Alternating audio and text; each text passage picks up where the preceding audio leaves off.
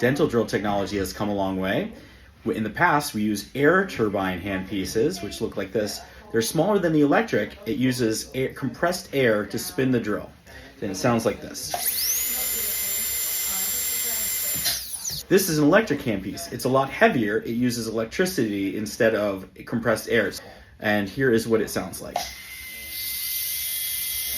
Because it's not using the air the same way, it's not as loud.